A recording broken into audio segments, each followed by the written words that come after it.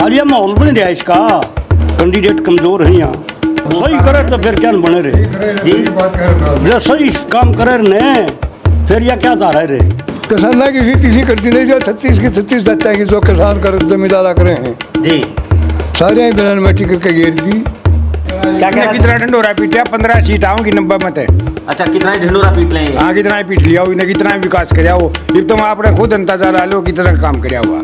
जैसे उन्होंने किसानों से माफी मांगी थी कि मेरी समस्या में कमी रह गई, फिर समस्या में माफी मांगी थी उसने, वो जो आकर काम उठा था तो कौन पूरा कराया उसने। जी, माफी तो जब काम आओगी, जो माफी मांग कर जो काम उठा वो पूरा कराए। हाँ, माफी तो देनी नहीं है ना।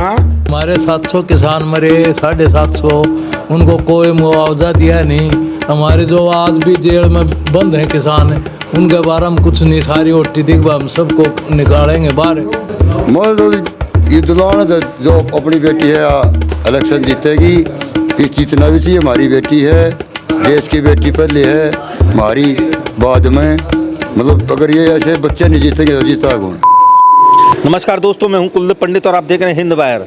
दोस्तों, जुलाना में पूरा माहौल चुनावी हो चला है। हर व्यक्ति अपने अपने काम धंधे से लगा हुआ है। वहीं जो कि 70-80 साल से ऊपर के हैं, 70-80 साल के हमारे बुज़ुर्ग हैं, वो आराम से यहाँ पर चुनाव का लुत्फ़ उठा रहे हैं। और ये एक चौपाल इसे कहूँगा मैं, जैसा कि गांव देहात में अक्सर होता है, और हरियाणा इसके लिए प्रमुख रूप से पहचाना जाता है। हुक्के की गड़गड़ाहट भी यहाँ पर है और बुज़ुर्ग आराम से आराम फरमा रहे हैं। यहाँ पर चुनावी माहौल हरियाणा में चहुँ ओर देखने को मिल रहा है। और इन्होंने अपनी इस उम्र में न जाने कितने लोकसभा और कितने विधानसभा चुनाव देखे होंगे, समझे होंगे। इन्होंने अब तक हरियाणा के बारे में क्या है और हरियाणा है क्या, इसके बारे में हमें इनसे अच्छी जानकारी, क्योंकि ये बुज़ुर्ग हैं, इन्होंने सब कुछ देखा है, इतिहास के पूरे जानकार हैं। तो आइए इन्हीं से थोड़ी सी बात करते हैं। और जुलाना विधानसभा के साथ साथ यहाँ पर हम पूरे हरियाणा के ऊपर भी इनसे चर्चा करेंगे, क्योंकि इन्होंने बहुत सारे लोगों की जो सरकारें आई गई वो सब कुछ इन्होंने देखा है। बाबू जी, क्या नाम है आपका? जी, सतपाल है। क्या लग रहा है इस समय चुनाव में? बड़े आराम से आप बैठे हैं, ताश और की जवाब दाड़े बैठेंगे जी, ठीक बैठे हैं अपना। नेताओं को तो जाड़ा चढ़ा हुआ है इस समय। नेता तो यह बनेगी कौन? फोगाट। अच्छा, फोगाट बनेंगी। हाँ, क्या कारण है? कारण क्यों था, अगली के कर्म रहे। नहीं, क्या क्या कर्म रहे हैं ऐसा कुछ? और ये माहौल बन रहा है इसका जी, कैंडिडेट कमजोर है यहाँ। कैंडिडेट कमजोर है। दूसरे 10 साल से सरकार ने सही काम किए थे या वो सही करे तो फिर क्या बने रहे जी, जो सही काम करे ने फिर यह क्या जा रहा है रे। फिर ये कैसे हारे? काम कौन करे जी? साल तक किसान की खेती करती नहीं, इसकी बात 36 है बाबू जी। किसान की खेती करती नहीं, जो 36 की 36 देता है कि जो किसान कर जमींदारा करे हैं जी, सारे ही बिना मिट्टी करके घेर दी, और कोई इतिहास भी नहीं हाल। बाबू 10 साल से आप यहाँ भारतीय जनता पार्टी का शासन देख रहे हैं। हाँ, उससे पहले यहाँ जेजेपी रही, हाँ। इन लोगों के कैंडिडेट रहे, और कांग्रेस भी यहाँ पर हाँ, कांग्रेस भी 2000-2005 से नहीं आई है। हाँ। लेकिन मैं आपसे ये जानकारी लेना चाहता हूँ, जो विकास कार्य की जो गति है, विकास कार्य जो हुए हैं वो किस शासन में हुए हैं? जुलाना में तो होया नहीं कि इस राज में कि में विकास अच्छा, होया तो जुलाना बता में दो। हुआ ही नहीं है। हाँ, कोई विकास बता दो। हाँ, इस राज में कोई बता दो, कोई विकास होया हो तो। फिर इस सरकार में हुआ क्या है? केंद्र सरकार तो बहुत ढिंडोरा पीट रही है। हमने हरियाणा में मैं देख लियो 1.5 लाख लोगों को पूछ लियो नौकरी बाप दी है। जी, जुलाना में तो होया हो तो कि मैं क्या क्या समस्या है जुलाना की? क्या क्या सारी ये समस्या है जुलाना में, समस्या और नहीं। जी जी जी 15 सीट आऊंगी, आप देख लो जी जी जी, क्या क्या कितना ढंडोरा पीटा 15 सीट आओगी 90 मत है। अच्छा, कितना ही ढिंडोरा पीट लेंगे? हाँ, कितना ही पीट लिया हो, इन्हें कितना ही विकास कराया हो, ये तुम आपने खुद अंदाजा ला लो कितना काम कराया हुआ। बाबू जी, यहाँ पर जो प्रधानमंत्री नरेंद्र मोदी भी आ रहे हैं, उसने राज हम जाने हमारे तो इलेक्शन लड़े तो जैसे उन्होंने किसानों से माफ़ी मांगी थी कि मेरी समस्या में कमी रह गई, फिर समस्या में माफी मांगी थी उसने, वो जो आकर काम उठा था तो कौन पूरा कराया उसने। जी माफी तो जब काम आओगी जो माफी मांग के जो काम होता है वो पूरा करे। हाँ माफी तो देनी देनी नहीं है ना। अरे को ब्रजभूषण बोल रहा है वो बढ़ के दिखा दो यहाँ। जी हम अच्छा इंसान है उसकी इज्जत करा हाँ खूब, उन्हें सर पर बैठावांगे, बुरा इंसान ने तले पटकाएंगे। जी जी जी ठीक है हरियाणा है जो वो ब्रजभूषण इतना बोल रहा है ना, मैं ये बोल लूँगा वो बोल के दिखाओ, आके दिखाओ हरियाणा बाबू जी, आज से 9 साल पहले जब केंद्र में दोस्तों नरेंद्र मोदी की जी ये लड़की वहाँ बैठी थी दिल्ली, पता होगा जंतर मंतर में जी, बैठी जी, जी, थी, जी। ये नू पकड़ के खसीटती थी जब पता है। जी, जी। वो मोदी वहीं था, प्रधानमंत्री था जब ये, जी था के हाँ प्रधानमंत्री थे। फिर वो क्या कौन बोल रहा, उसकी लड़की नहीं लग दी है।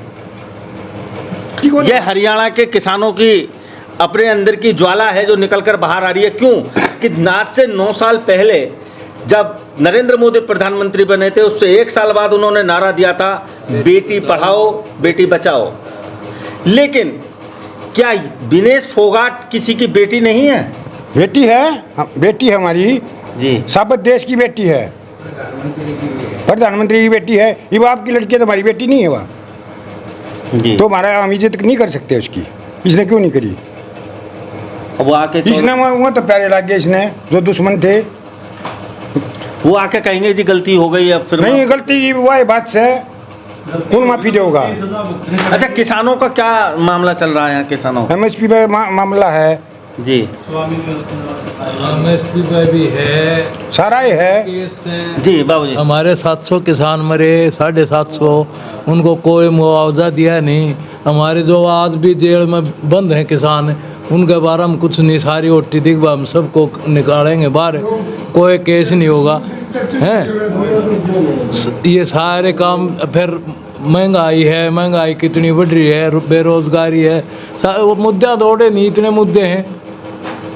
मनोहर लाल खट्टर यहाँ पर मुख्यमंत्री रहे और फिर नायब सिंह सैनी को बना दिया गया। इसमें क्या लग रहा है, क्या काम किए हैं, क्या कारण रहा? इसे काम करता तो फिर वो बदले क्यों? बदले तो न्यू है कि भाई देखा नया मुख्यमंत्री बना दोगे तो शायद एक मतलब कुछ कास्ट जिनका भी वो फर्क मानने कि भाई सैनी ने बनाओगे ना OBC कोटे से, शायद आगे तारी सरकार आ जाए।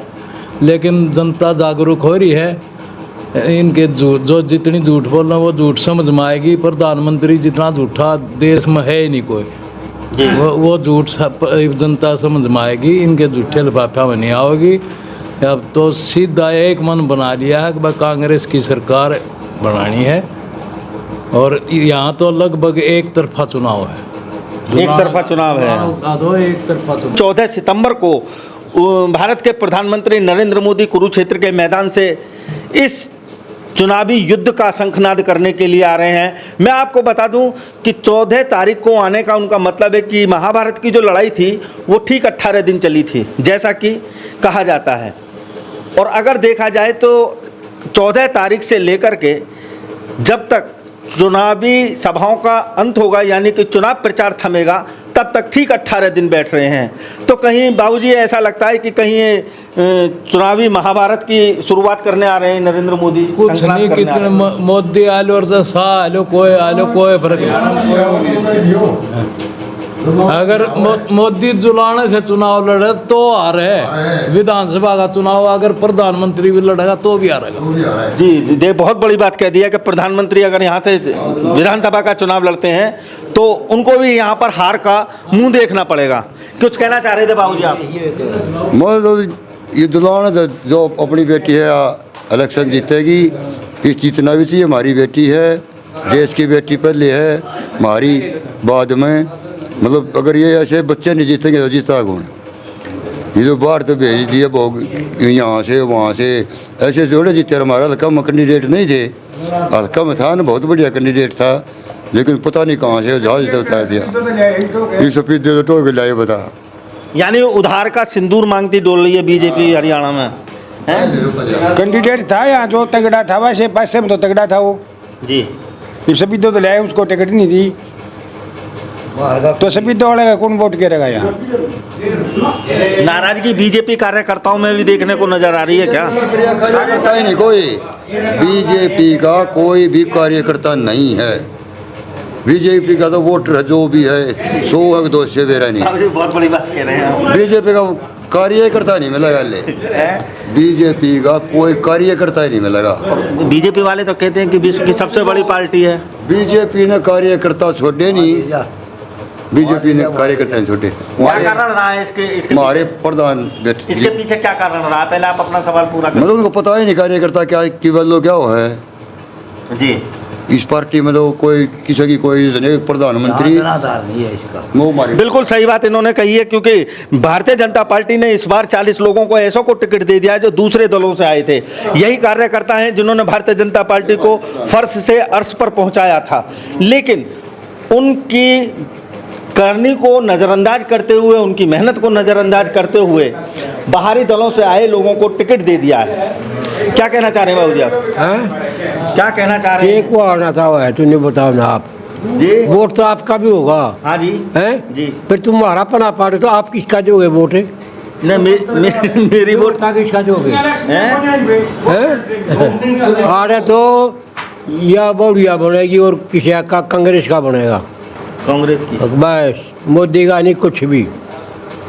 मोदी के कर्तव्य खो दिया। मोदी एक दिन तो नारा था अगर मोदी को लाएंगे अच्छे दिन आएंगे, लेकिन वो उल्टे आ गए। उल्टे दिन हो गए। हाँ। अच्छे दिन की बजाय बुरे दिन आ गए। बुरे दिन आ गए। तो वो पूछ क्या इत्तेफाक रखते हैं बाबूजी की बातों से? इत्तेफाक रखते हैं बाबूजी की बातों से, अच्छे दिन की बजाय बुरे दिन आ गए। भाई ना ठीक है, ठीक कर रहे हैं। ठीक है। बतेरे इलेक्शन देखे हैं, बतेरे इलेक्शन लड़े हैं।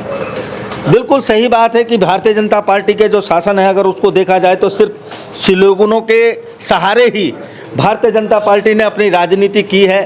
चाहे वो किसी भी तरीके की बेटी पढ़ाओ बचाओ का नारा हो या अन्य कोई भी नारा हो, अगर इन पर गौर करा जाए तो भारतीय जनता पार्टी ने इसी प्रकार की राजनीति की है। जबकि ज़मीनी हकीकत यह जुलाना विधानसभा है इस समय यहाँ की, हरियाणा की, यहाँ पर यह हाल है। पूरे हरियाणा में इस समय क्या हाल है, इसके लिए हम आगे भी आपको जगह जगह चलकर दिखाते रहेंगे, आते रहेंगे। इसी के साथ ही मुझे कुलदीप पंडित को दीजिए इजाज़त। जय हिंद, जय भारत, जय संविधान।